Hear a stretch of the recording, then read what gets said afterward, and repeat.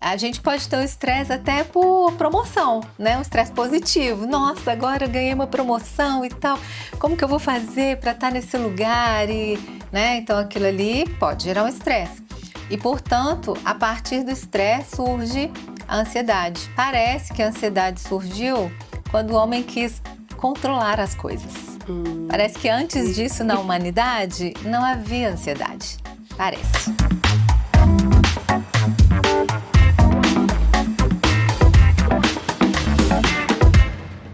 Oi, oi! Meu nome é Karen e esse é meu podcast de saúde mental, Nem Choro Nem Surto, que é pra gente aprender juntas a transformar nossas montanhas russas internas em carrosséis que são mais leves, tranquilos e coloridos. Agora a gente vai entrar na depressão. O que é a depressão, por favor?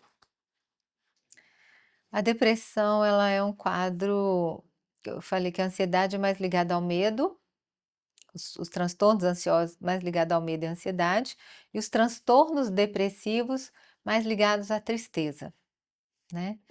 A gente tem depressões mistas, né, que são depressões com quadros ansiosos, a gente tem depressão associada a outra condição médica, por exemplo, e a depressão, a gente precisa entender que ela é um transtorno mental. O mais conhecido é o transtorno depressivo maior, né? Que é onde a pessoa tem um conjunto de sintomas que se dura mais de 2 semanas. Aquilo ali pode agravar e tem nível leve, moderado e nível grave. A gente precisa entender que a depressão é uma doença sistêmica, né? As pessoas acham que depressão é só a tristeza. Então, eu não estou triste, então eu não estou deprimido, né? Mas às vezes tem pessoas que têm uma resiliência tão alta que a depressão moderada a grave, ela lida bem, vai lá, funciona, trabalha e tudo mais. E tem pessoas com uma depressão leve e já estão pedindo Derrubado. derrubada, pedindo remédios pesados para poder dar conta de levantar, né? Porque depende de como a pessoa lida com aquilo. Então, a depressão é um transtorno mental, né? Assim É como uma a doença. ansiedade a ansiedade como transtorno, não o sentimento, né? Igual a tristeza não é um transtorno mental. A ansiedade em si não é um transtorno mental. Mas o transtorno de ansiedade é um transtorno mental, a depressão como depressão, um transtorno mental. Mas se eu tenho uma tristeza de um luto, ele pode parecer como uma depressão, mas ele não é um transtorno. Ele é uma vivência de um período triste na vida de alguém com características graves, né? Porque a pessoa chora muito, chora fácil, perde a perspectiva de viver e tal. Isso tende a ir melhorando. É claro que a gente tem lutos patológicos que vão cursar junto com a depressão, mas só para diferenciar, né, a tristeza da depressão. Então, a depressão, como uma doença sistêmica, ela afeta o nosso sistema de humor, né? Então, é um transtorno do humor. Ela afeta o nosso sistema motor, porque a gente fica mais parado, mais letárgico, mais mole, principalmente de manhã. Ela afeta o nosso sistema cognitivo, então piora raciocínio, piora memória, piora a atenção, né? Então, muitas pessoas crianças, por exemplo, ter um desempenho escolar piorado no processo depressivo, né? Pessoas mais velhas podem ser confundidas com demência, num quadro depressivo, porque afeta a cognição. Ela afeta a parte que é o nosso sistema imunológico, né? Porque ficamos mais propensos à doença. E afeta o nosso sistema neurovegetativo, ou seja, uma pessoa com depressão, ela pode comer demais ou comer de menos, ela pode dormir demais ou dormir de menos, ela pode perder o desejo sexual, né? Então, ela afeta o nosso sono, né? Afeta essas questões que nos mantêm nesse equilíbrio homeostático que eu falei, né? Então, a grande prevenção é ter uma vida com estilo saudável, para que você não evolua, né, de um estressezinho até chegar num quadro desse nível. Uhum. Falando um pouquinho desses sintomas, né, que você falou, né, que não é uma tristezinha, né, a depressão, ela mexe quimicamente no nosso cérebro, não mexe? Porque eu acho que hoje tem muito estigma de, depressão é uma fraqueza da pessoa, depressão é um nhenhenhê. Não, ela é uma doença, ela mexe no nosso sistema nervoso, você confirma todas as informações? Eu costumo falar assim, principalmente depois da CID-11, né, que é o Código Internacional de Doenças, né, que os transtornos têm nome e sobrenome, né? Tem a o critério, diagnóstico, tem o embasamento científico para aquilo ali. Então, assim, esses nomes que você falou, posso acrescentar vários que eu já escutei, né? Frescura, vai lavar um tanque de roupa que isso passa, se tivesse Passa. serviço, não estava assim, Tá. né? Nos nomes atuais é mimimi, né? Não, isso aí são conceitos, preconceitos que, graças a Deus, têm caído por terra, que têm ajudado as pessoas a se tratar no tempo imediato, né, para que aquilo não vire depois um agravamento tão forte ao ponto da gente ver índices altíssimos de suicídio, né. Então, por exemplo, a cognição na depressão, ela é totalmente distorcida. A maioria dos casos de suicídio ocorrem na depressão. Por quê? Porque a pessoa não tem um pensamento Perspectiva de vida, né?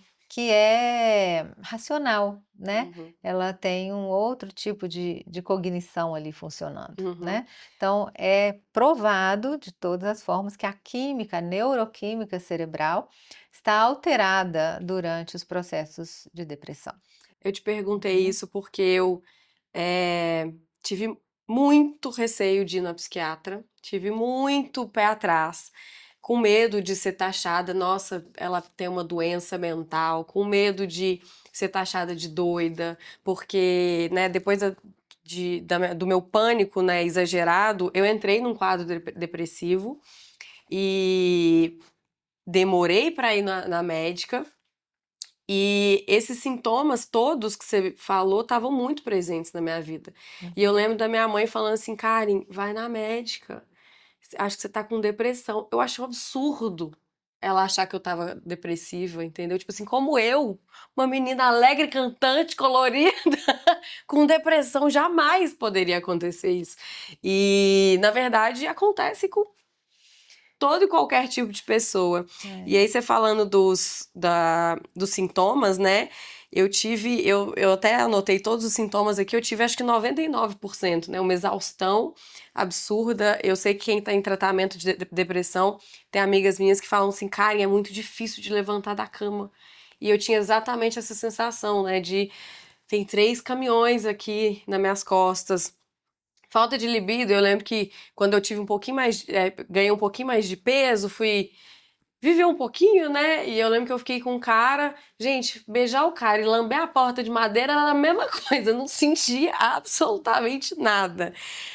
Frustração, culpa de não estar conseguindo exercer minha profissão. Minha médica falou assim, Karen, se você trabalhasse numa empresa, você estaria afastada, você não tem condição nenhuma de trabalhar. Então é isso, criatividade, zero. Memória, zero. Algumas fobias sociais, porque eu não dava conta, né, de me movimentar, e hoje o meu trabalho precisa desse movimento com pessoas. Então a depressão, depois que eu vi o tamanho dela, o tamanho dessa doença, eu falei, cara, isso aqui não é mimimi, não.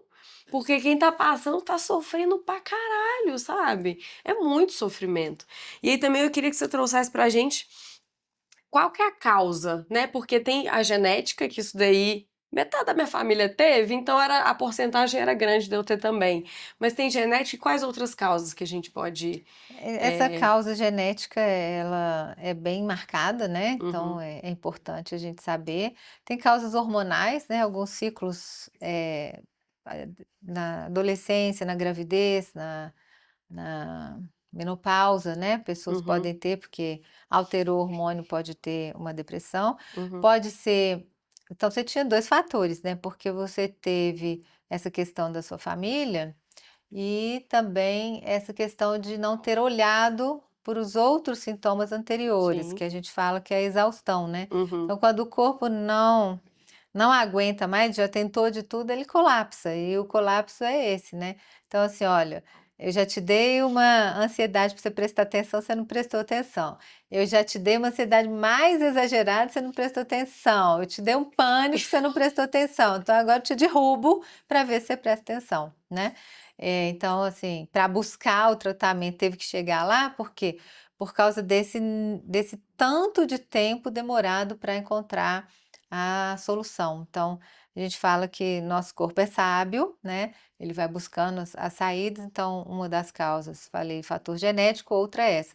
O estresse não olhado, a ansiedade não cuidada, que vai gerar um quadro depressivo. Então, como que uma pessoa feliz como eu pode entrar em depressão? Embora o sentimento de tristeza é o mais marcado, em geral ele vem acompanhado também de um sentimento de vazio, de um sentimento de exaustão, de um sentimento de sem esperança, né?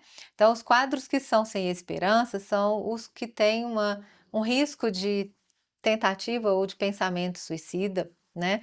E que a gente pensa assim, como que essa pessoa perdeu todo o sentido, né, da vida e das coisas.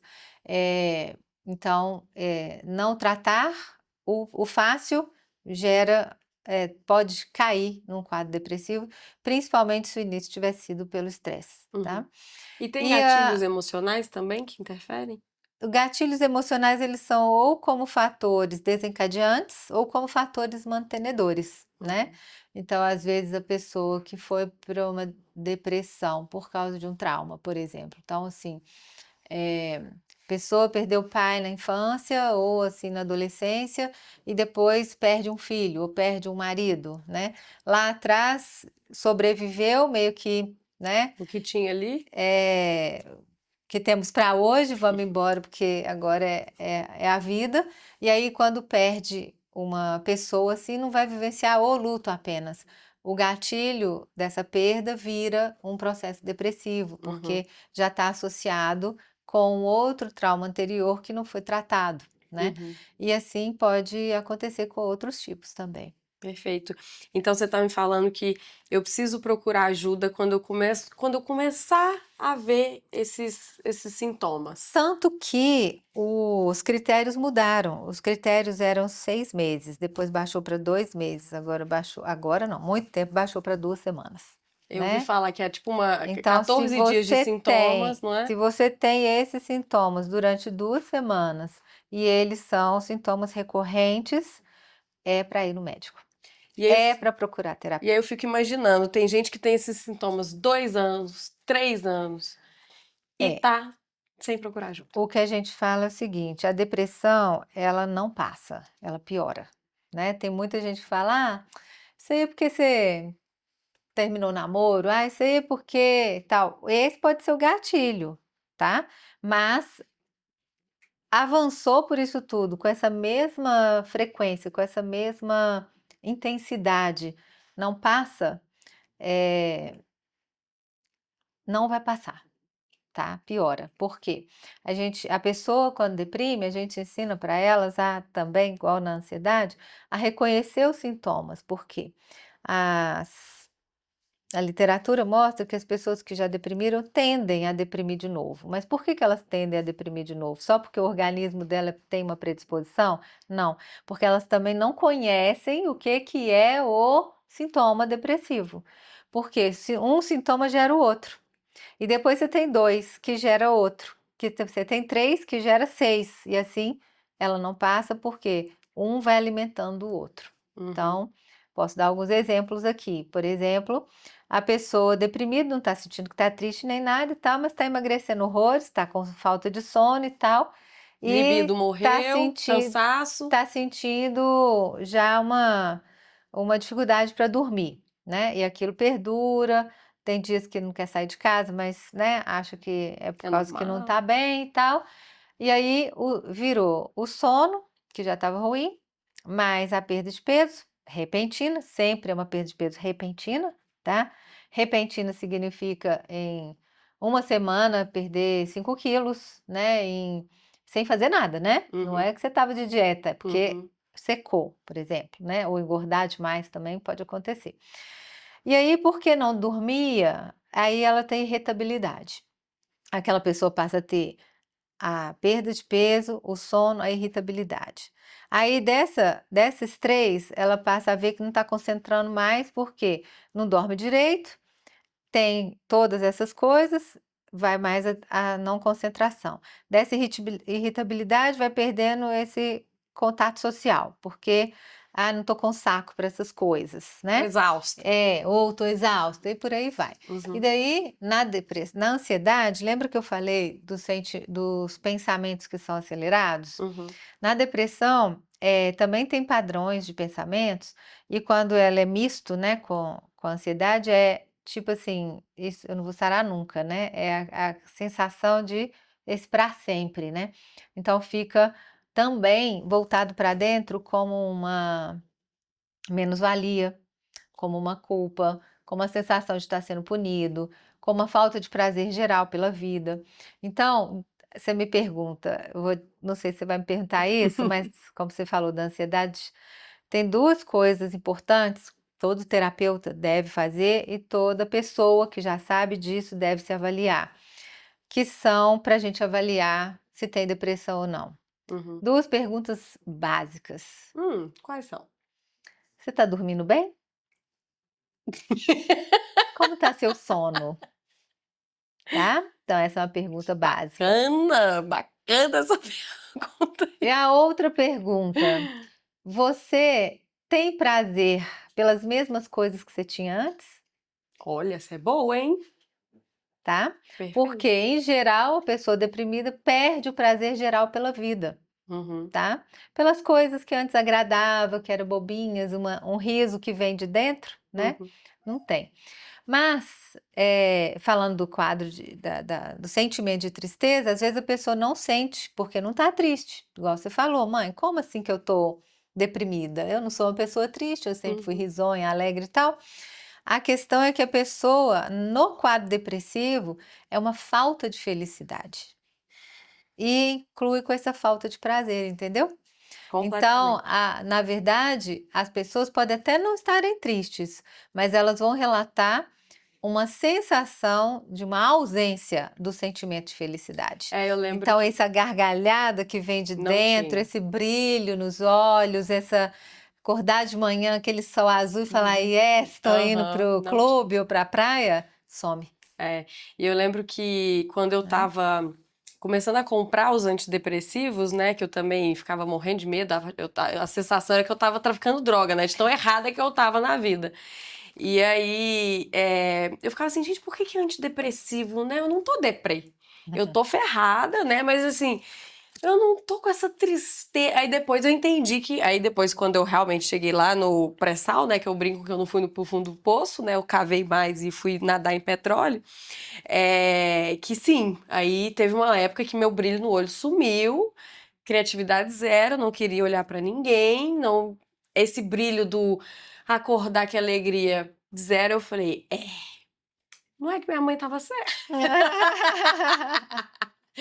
Então isso é bem, bem intenso.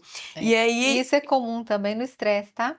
A maioria das pessoas ao redor percebem que a pessoa estressada está estressada. Mas a pessoa estressada não percebe que ela está com que estresse. contamina, né?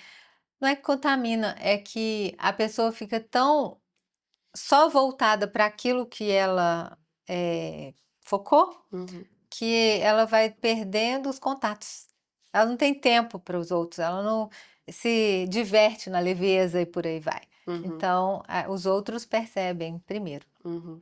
E existe cura, existe um tempo de cura? Se entra um paciente no seu consultório, você vai falar, em 2 anos você vai ficar bom, em 3 anos você vai ficar bom. Como é que você mede isso? Olha, em média, um tratamento medicamentoso dura de 6 meses a 1 ano, né? Em média. Para uma depressão que é primeiro episódio, né? A pessoa alcançou, está fazendo paralelo com a psicoterapia, está fazendo paralelo com a academia ou com uma atividade física aeróbica, né? Então, assim, padrão ouro para tratamento são os três juntos, né? Então, é fazer atividade física, é fazer terapia e é fazer o Medicamento. tratamento com medicação, tá? Agora, cada quadro vai responder de um jeito, né? O fato é que a pessoa acha que ela vai tomar 3 meses e vai parar. Por quê? Nesse período, de fato, ela fica bem, ela responde bem, ela volta, né? Quando tá respondendo, né? Porque tem casos que às vezes não ajusta a medicação de cara e etc. Mas enfim, aí ela vai lá e tira o remédio, porque achou que estava tudo bem. E aí é o maior erro. Por quê? Porque se você pegar um gráfico, né, a pessoa tiver melhorado até aqui, na hora que ela tira o remédio, ela cai para baixo. Ela não estabilizou ainda, né? Então, na hora que ela cai para baixo, ela começou do menos zero. Menos de zero, né, na verdade. Porque o tempo que ela queria encurtar, ao contrário, ela fez ele crescer. Por quê? Quando ela volta a tomar a medicação, ela não está aqui onde ela estava, não. Ela, ó, foi lá pro fundão de novo. Por quê? Porque os níveis de neurônios, né, e de neurotransmissores e toda a estabilidade que o cérebro precisava refazer, né, aqueles potenciais de ação dentro dos neurônios e dentro das células que vão precisar ser produzidas para voltar a ter a sintonia, a condição boa antes, não estão reaprendidos, não estão curados. Então, só tomar medicação não resolve. Por quê? Porque a pessoa não muda hábitos, tá? E a terapia sozinha, para uma depressão mais leve e tal, pode acontecer que sim, né? Mas eu falo que as pessoas resistentes, né, que às vezes chegam no meu consultório e tudo, eu falo, a gente vai fazer uma experiência, né? Se nesse primeiro mês, no máximo 1 mês e meio, você não responder com sintomas remitidos, a gente vai ter que fazer paralelo, né? Mas eu dou a chance, e dependendo da minha avaliação, porque se for uma depressão mais grave, eu só aceito tratar na psicoterapia se tiver com acompanhamento psiquiátrico, por exemplo, ao mesmo tempo. Por exemplo, quadros com ideação suicida, né? Chegou no meu consultório, está deprimido, tem um quadro moderado a grave, com ideação suicida, tem que ter medicação. Por quê? Porque eu sei que a pessoa não vai ter avaliação crítica suficientemente saudável para Saber se tá bem, se não. avaliar essa sensação da vontade de morrer. E, na verdade, eu nunca atendi alguém que não quisesse viver.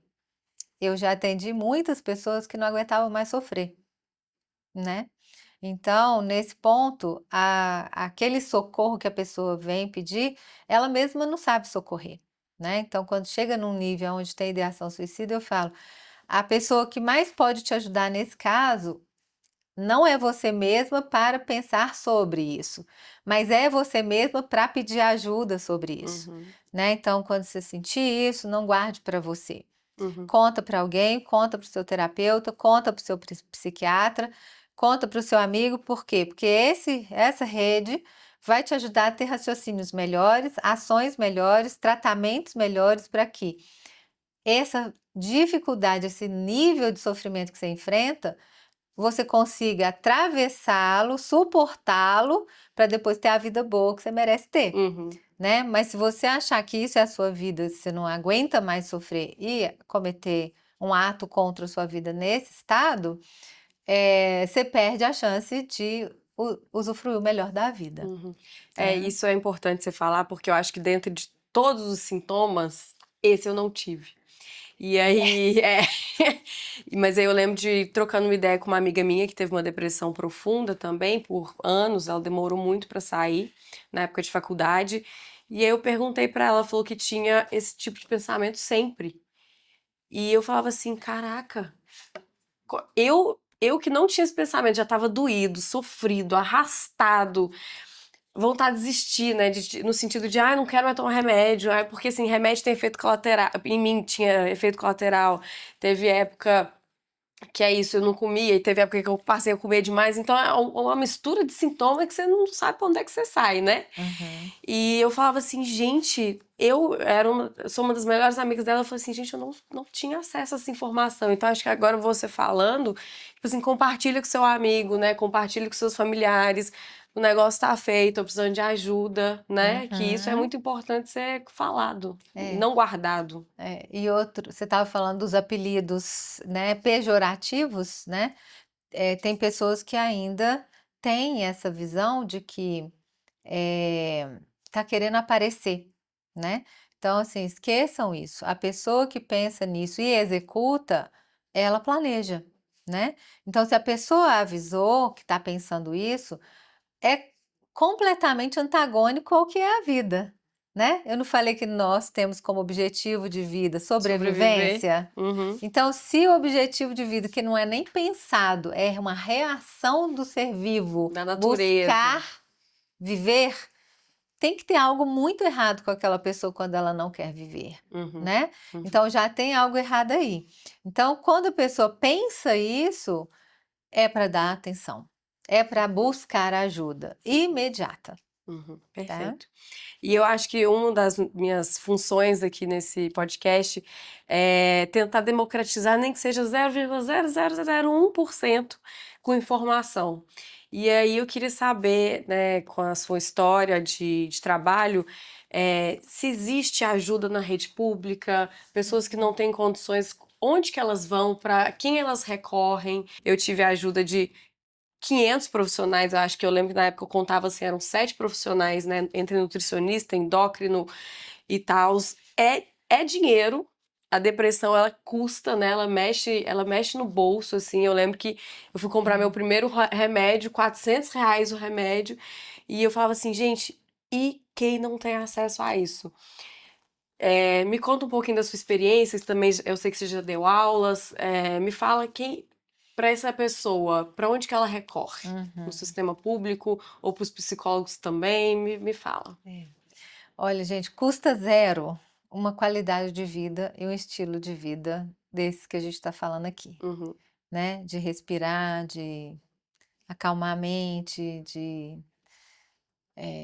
fazer prevenções. Custa zero. Zero. O ar, até hoje, ele não foi taxado, eu né? falei no Então episódio do dá, Renatinho, a ferramenta mais barata que a gente tem, puxa o ar e solta o ar. praticar uma atividade física custa zero. Só andar no Andar, caminhar, quarteirão, R$ 0. corridinha, zero R$ 0. reais, tá? Então a prevenção é o melhor remédio. Dormir, gente, nós somos já, né, trabalhados para cansar e descansar. Custa zero. Tá? Então, o cuidado maior que tem que ter, população com dinheiro, sem dinheiro, alta renda, baixa renda, estresse maior ou menor, estilo de vida saudável. Ponto final. Então, hoje a gente tem concursos de prefeitura, concursos do estado, para o atendimento à população carente, né? Uhum, Então, a gente chama isso de rede primária, né? Onde a pessoa vai buscar nos postos de saúde, UBSs também, né, que tem para adolescentes, né, tem para esses atendimentos, psiquiátricos, nessas marcações de consulta, e o psicólogo também, fonoaudiólogo, né, principalmente pessoal que às vezes não está com depressão, mas tem um filho com autismo, então demanda muito da família, a criança precisa. Então, na rede pública já existe, né? Os convênios, atualmente, também é um avanço, tem dentro do convênio o atendimento psicológico, né? São uhum, consultas às vezes limitadas, às vezes limitadas no tempo, limitadas na quantidade, né, que aquele convênio aceita, mas a gente está caminhando, né? uhum, Com relação às medicações, são medicações realmente caras, né? A maioria delas com efeitos colaterais, tem que ser muito bem trabalhado, e a não ser que sejam, né, casos bem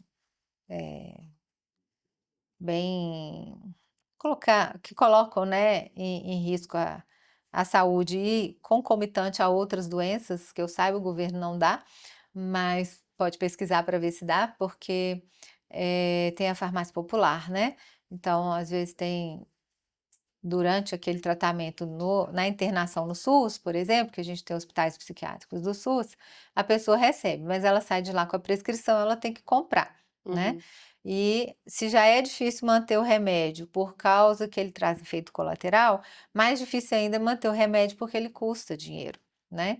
E muitas vezes, não tendo acesso à psicoterapia, porque também custa dinheiro, fica ali com um tratamento capenga, né? Ora faz, ora não faz e tudo mais. Então, o que eu posso te dizer é, melhorou, mas está longe de ser o ideal, né? Uhum. O Brasil é um país que, principalmente depois da pandemia, valorizou bastante, a saúde mental é discutida amplamente, é respeitada os Enem, né, para psicologia desde 2018, que é antes da pandemia, tem sido a segundo concorrente, USP, UNB, né, várias universidades aí, a procura para psicologia aumentou demais, né? Uhum. Então, assim, isso significa que a sociedade entendeu a importância, né? A psicologia cresceu no sentido de uma caracterização mais efetiva, e isso faz mais credibilidade para a gente e dos tratamentos, mas ainda a população carente sofre em tudo, né? Sofre desde a falta de recursos, né, até os tratamentos mais comprovados. Então, a gente tem algumas alternativas, que alternativas seriam essas? Essa população procurar alguma escola de psicologia, tem na UFMG, tem na PUC, tem nessas outras universidades como Ciências Médicas e tal, que são clínicas aonde há o atendimento para a população num preço simbólico, né?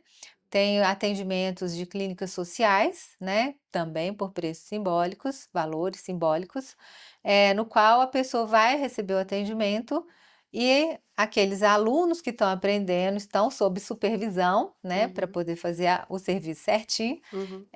para poder conseguir a psicoterapia. Legal. E nos hospitais públicos, que são do SUS, né? Dessa rede onde você vai chegar depois que você cometeu uma tentativa de suicídio ou depois que você teve um surto, é, num pronto-socorro, é diferente de você chegar para pedir uma consulta. Então, nos hospitais públicos não tem essa linha de consulta, mas tem alguns hospitais, pelo menos o Hospital das Clínicas, que é da UFMG, eu sei que tem, que é um departamento de psiquiatria, que Hum. também atende a população geral com diagnóstico, com tratamento e encaminhamentos. Então, Perfeito. é importante ter essa noção do que, e procurar, né? Claro. Do que criticar e achar que não existe, mas procurando, ficando na fila, né? Empenhando, pegando esses recursos, consegue, Legal. né? Perfeito. E tem muitos terapeutas, eu, por exemplo, trabalho com trauma e tudo mais, existem, né, redes de apoio de associações, né, que chama, tipo assim, faz um mutirão para atender pessoas de uma catástrofe, faz um mutirão para atender pessoas que sofreram golpe na internet, faz mutirão para atender, entendeu? Então, assim, Legal. são profissionais qualificados, experientes, mas que dedicam algumas horas do seu atendimento para atendimentos dessa população. Então, assim, tem que saber que existe para conseguir procurar e Uhum. ter o atendimento na hora. Perfeito. Mas, em média, as pessoas gastam 2 a 4 anos para procurar ajuda. Nossa senhora. É muito tempo, Muito né? tempo. Muito tempo.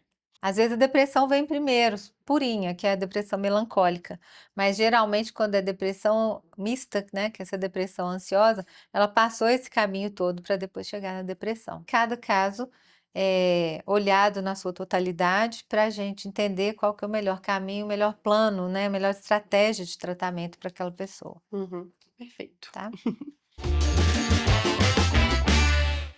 Agora a gente tem o quadro que é o Traduzindo o Caos, que é quando 3 seguidoras, aliás, eu escolho 3 seguidoras que mandaram uma situação que tá vivendo pra dar palpite. Eu vou dar palpite, se você quiser dar palpite, conselho, porque a gente não sabe o contexto como um todo.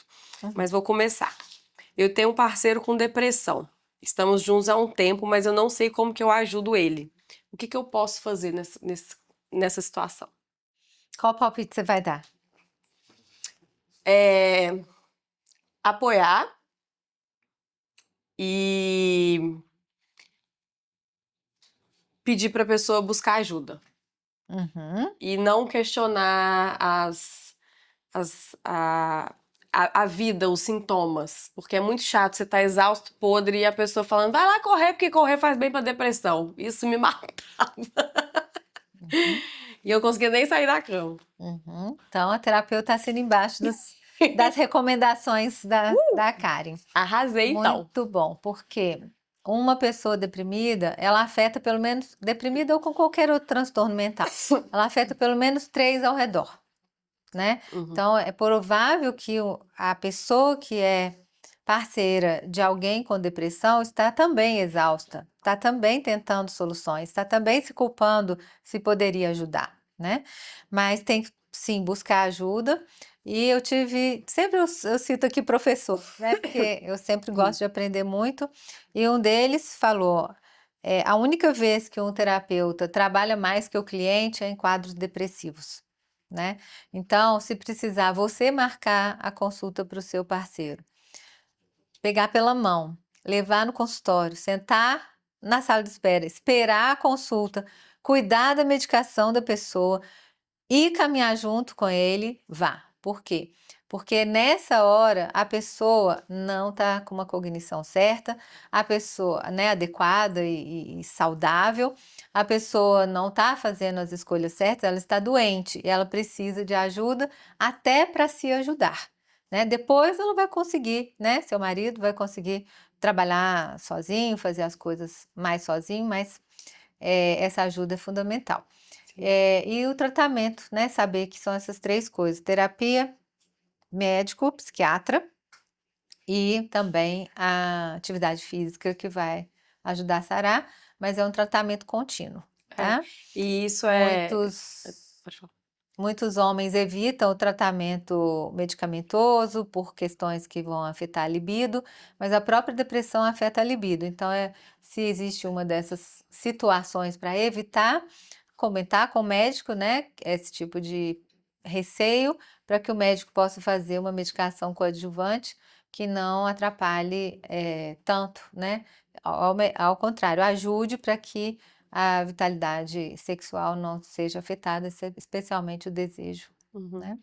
Isso é muito importante porque, como falei, minha mãe veio morar comigo e eu precisava. Ela me levava nos lugares, esperava, voltava. E se não tivesse ela, não sei o que seria de mim. E depois foi um momento que eu aprendi a pedir ajuda. Eu falo assim, aqui, tô com medo de ir no supermercado, amiga, vamos comigo? Porque por causa das fobias, né, de todo aquele caos.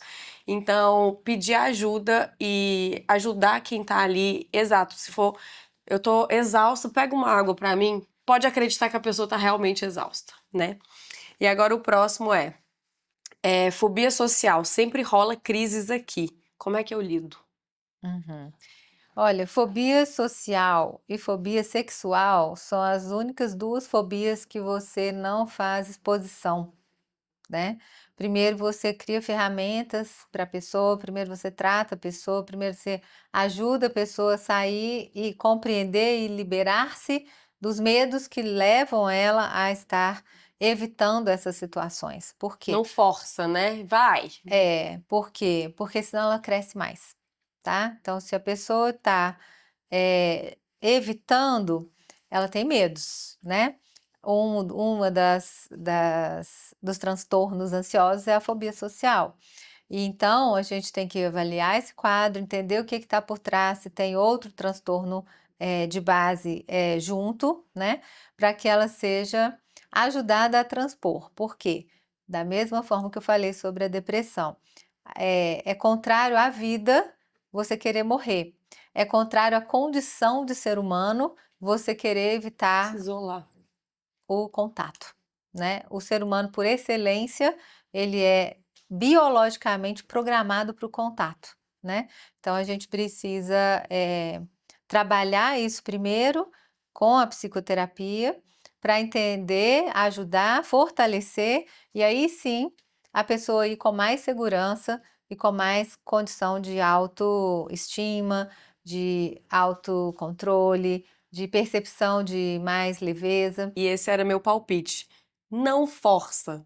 O máximo que você força uma pessoa que tá com depressão, ou com fobia, ou com alguma coisa assim, é uma caminhada. O resto não força, porque é isso, é doloroso, é difícil e só piora. Então, É, esse é o ponto.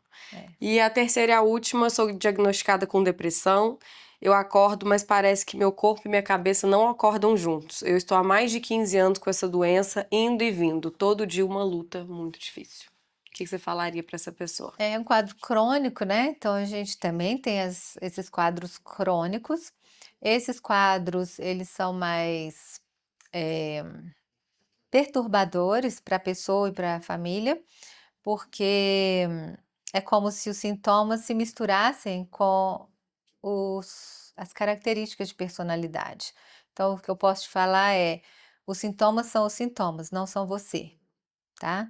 O que é a depressão é uma coisa, o que é a ansiedade é uma coisa e o que é você é outra coisa. E o que você precisa fazer a primeiro momento é compreender que, de tanto conviver com isso, parece que você é tudo isso, tá? Então, ir para um bom tratamento que te ajude a ir desmisturando essas coisas para que você possa encontrar a estabilidade, né? Para que viver seja menos exaustivo, para que a leveza possa fazer parte, para que a esperança possa fazer parte, e aí você vai aprendendo a ter esses manejos de modo que o quadro vai remitindo.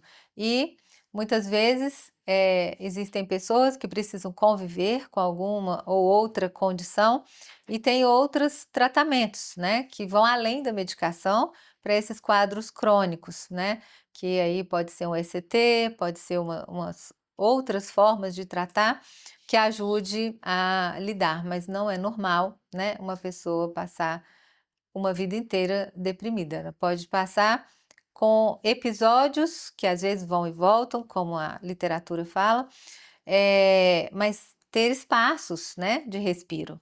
Se isso não está acontecendo, eh, tentar outros recursos além da medicação, da psicoterapia e da medicina para ajudar, da atividade física, né, para ajudar. Simone, para encerrar, a minha última pergunta é: hoje, qual que é a sua ferramenta que você mais usa quando o caos aperta? Em que sentido? Para um atendimento? Não, você pessoa, você Simone como ser humano. A vida tá turbulenta, um monte de coisa acontecendo, o caos tá apertando. Qual que é a ferramenta interna que você mais usa? Ou ferramenta externa, um remédio, uma respiração, um abraço, Uhum. um oi Jesus, qual que é a ferramenta? É. Remédio, graças a Deus, nunca tomei, porque sempre cuidei desse jeito, né, estilo de vida. Eh, eu tô tentando encontrar momentos de caos, né. Eu acho que eu posso Ai, uma falar gata plena, né, Acho que eu posso gente? falar momento de caos recente à menopausa, Tá. né. E então, não que eu ainda mais que eu sou sexóloga, né, mais do que tudo, eu estava adorando ser mais tardia, né, e acabou que E chegou chegou. toda. E aí, vieram, né, alguns sintomas, inclusive sintomas de exaustão, sintoma de cansaço físico, cansaço mental e tudo mais, e eu sou ligada no 220, então o corpo, ele chegou no nível de que ele não acompanhava o ritmo. Então, primeira solução é: o que que eu faço com isso, né? Então, momentos de caos, eu paro e analiso. O que que Uhum, eu faço com isso, uhum. né?